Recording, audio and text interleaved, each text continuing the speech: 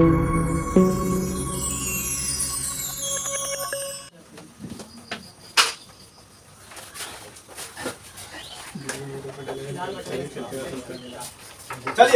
अब लिखिए magnetic field.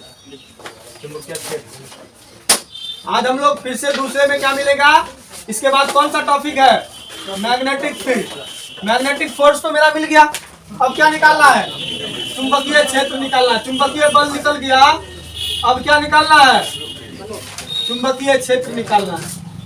अब देखिए चुंबकीय क्षेत्र कैसे होगा ये भी हमको पता करना है। तो चुंबकीय क्षेत्र का किसे कहेंगे, चुंबकीय क्षेत्र किसको बोलेंगे, जहां तक कोई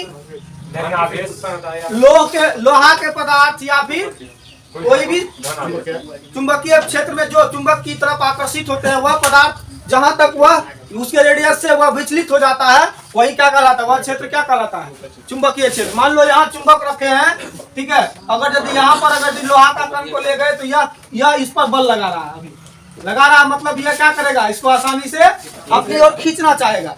तो खींचना चाहेगा तो ये यहाँ तक इसका तो क्या चीज है, चुंबकीय क्षेत्र है। अब मान लो यहाँ रख दिए तो क्या होगा, यह नहीं खींचेगा, तो काहे खींचेगा, क्योंकि वहां उसका चुंबकीय क्षेत्र नहीं है, खत्म हो गया। तो चुंबकीय क्षेत्र जहां तक कोई लोहे से बनी वस्तु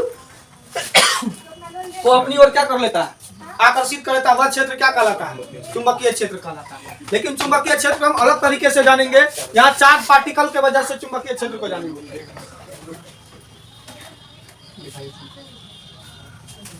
देखिए हम लोग जानते हैं, हम लोग क्या जानते हैं बबुआ कि F इज इक्वल टू क्या फॉर्मूला होता है, q b b sine theta. अब यहाँ दो चुंबकीय क्षेत्र कौन है, बी ना है चुंबकीय क्षेत्र, अभी तुरंत ना आपको बताया, बी बराबर चुंबकीय क्षेत्र, भी बराबर आवेशित कण की गति, क्यू बराबर आवेश, और ये थीटा किसके बराबर है, भी तथा बी के बीच का कोण, मतलब आवेशित कण की गति तथा चुंबकीय क्षेत्र के बीच का कोण, उसके साइन मल्टीपल के समानुपाती होता है, बताए थे। तो यहाँ पर देखिए, यहाँ पर अगर यदि हम लोग बी बराबर निकालें तो क्या होगा, एफ अपॉन क्यू भी साइन थीटा, क्या करें, क्यू भी साइन थीटा करें। तो इस कंडीशन में हम लोग सबको इकाई ले लेते हैं, क्या ले लेते हैं, इकाई, मतलब एकांक पर जो होगा वही चुंबकीय क्षेत्र कहलाएगा। यदि एफ बराबर क्या ले लें, सॉरी एफ बने क्यू बराबर क्या ले लें, 1 कूलम, आवेश क्या है, आवेश को 1 कूलम ले लें, भी क्या ले लें, 1 मीटर प्रति सेकेंड ले लें, और थीटा कितना ले लें, 90 डिग्री, साइन कितना ले लें, 90 डिग्री। तो उस कंडीशन में क्या होगा कि चुंबकीय क्षेत्र क्या कौन सा कहलाएगा, जो उस पर लगने वाला बल होगा वही क्या कहलाएगा बबुआ, चुंबकीय क्षेत्र कहलाएगा। मतलब कहने का अर्थ है जब इकाई आवेश को इकाई वेलोसिटी से, मतलब एकांक वेग से लंबवत चुंबकीय क्षेत्र में गुजारा जाता है, तब उस पर लगने वाला बल क्या कहलाता है, चुंबकीय क्षेत्र कहलाता है। बात समझा, यहीं से उसका डेफिनेशन निकल के आ रहा है। जब किसी एकांक आवेशित कण को एकांक वेग से लंबवत चुंबकीय क्षेत्र में गुजारा, कितना डिग्री पर है, 90 डिग्री पर, मतलब लंबवत चुंबकीय क्षेत्र में गुजारा जाता है, लंबवत गुजारा जाता है, तब उस कंडीशन पे उस पर लगे, उस आवेशित कण पर लगने वाला जो बल होता है वही कुल उसका क्या कहलाता है, चुंबकीय क्षेत्र कहलाता है। बस यहीं से आपका उसका डेफिनेशन आया। क्षेत्र का क्या होगा, ठीक है, चुंबकीय क्षेत्र का अभी तुरंत बताया कि यदि किसी लंबवत चुंबकीय क्षेत्र में, किसमें, यदि किसी आवेशित कण को लंबवत चुंबकीय क्षेत्र में एकांक गति कराया जाता है, तो उस कंडीशन में क्या होगा, उस पर जो लगने वाला बल होगा वही क्या कहलाएगा, चुंबकीय क्षेत्र कहलाएगा। लिखिए, यदि चुंबकीय क्षेत्र का डेफिनेशन लिखो, डेफिनेशन, यदि लंबवत चुंबकीय क्षेत्र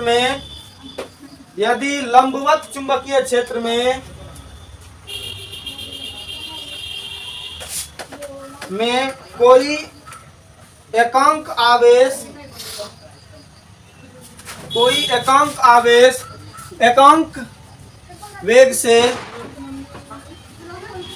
एकांक वेग से गति कर रहा हो,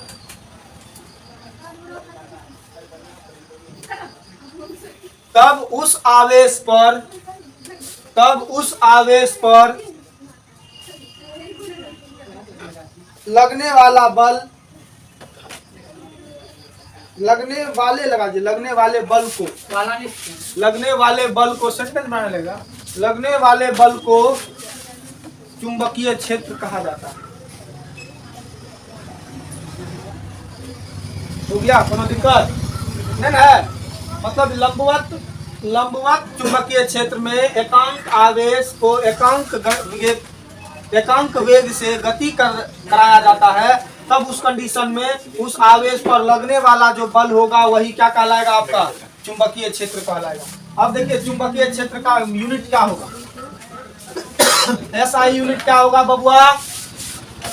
चुंबकीय क्षेत्र का एसआई यूनिट क्या होगा? यहीं से निकालिए, यहीं से। बल का मात्रक क्या हो गया? न्यूटन। आवेश का मात्रक कूलम। वेलोसिटी का मात्रक मीटर प्रति सेकेंड। और इसका तो कोई मात्रक होता नहीं है, साइन थीटा का, त्रिकोणमितीय फलन का कोई मात्रक नहीं होता। तो इसको हम लोग कैसे, इसी को बोलते हैं 1 न्यूटन पर कूलम, 1 न्यूटन सेकेंड पर कूलम पर मीटर को हम लोग क्या बोलते हैं? 1 टेस्ला। क्या बोलते हैं? 1 टेस्ला। या फिर अगर पूरा नाम लिखेंगे तो 1 टेस्ला। क्या लिखेंगे पूरा नाम? स्मॉल लेटर में होता है लिखा हुआ। 1 न्यूटन सेकेंड पर कूलम पर मीटर को क्या बोलते हैं? 1 टेस्ला। और इसका एसआई यूनिट यह क्या हो गया? टेस्ला। चुंबकीय क्षेत्र का एसआई यूनिट टेस्ला, इसको याद रखना है। और इसका सीजीएस यूनिट क्या होता है? इसका सीजीएस यूनिट क्या होता है? गॉस। क्या होता है? गॉस। क्या होता है इसका सीजीएस यूनिट? गॉस होता है। इसको सांकेतिक में लिखे, ये गॉस ऐसे होता है, कैपिटल में, स्मॉल में गॉस, GAUSS गैस। और ये इसको स्मॉल में अगर लिखेंगे तो पूरा नाम लिखना पड़ेगा, और संकेत में लिखना पड़ेगा तो कैपिटल लेटर में लिखना पड़ेगा। समझ में आ गया कि नहीं आ गया? डायमेंशन अब अपने से निकाल लीजिए। अब हम ही निकाल दें डायमेंशन हो। बीमा इसका क्या होगा? सब कुछ हम ही निकाल देंगे। बल का क्या होता है? MLT-2 अपॉन क्या होगा? C का क्या होता है? IT। यही होता है रे। और इसका क्या होता है? LT-1 वेलोसिटी का, वेग का, यही होता है। अब देखिए यहाँ पर T प्लस है, यहाँ पर माइनस है, तो ये क्या हो जाएगा? 0। तो इसका बीमा हो जाएगा MLT-2 और L भी खत्म हो जाएगा। इसका क्यों होगा खत्म? ये माइनस में जाएगा, ऊपर में जाएगा क्या चीज? प्लस में, ऊपर में जाएगा माइनस में। -1 + 1 कैंसिल हो जाएगा, +1 -1, तो यह L0 हो जाएगा, LT-2 और I पे पावर -1 हो जाएगा इसका। समझे बात को? इसका डायमेंशन क्या हो जाएगा? ये हो जाएगा। अब देखिए यह कौन सी राशि है? सदिश राशि है। कौन सी राशि है? वेक्टर है। और एक बात हमेशा याद रखना, 1 टेस्ला बराबर कितना गॉस होता है? 1 टेस्ला बराबर 10⁴ गॉस होता है। कितना होता है? इसको भी याद रखिएगा। 1 टेस्ला बराबर कितना गॉस होता है? 1 टेस्ला बराबर कितना गॉस होता है? 10⁴ गॉस होता है। यही अगर 1 गॉस बराबर पूछ दे कितना टेस्ला होता है तब 1/10⁴ टेस्ला। इसको हम लोग कैसे लिख सकते हैं? 10⁻⁻4 टेस्ला। ठीक है, किसे लिख सकते हैं? 10⁻⁻4 टेस्ला। इसको हमेशा याद रखिएगा। इसको कंप्लीटली पूरे के पूरे तरीके से चुंबकीय क्षेत्र को कंप्लीट करना है। फिर मिलते हैं कल के एपिसोड में। तब तक के लिए टाटा, बाय बाय। और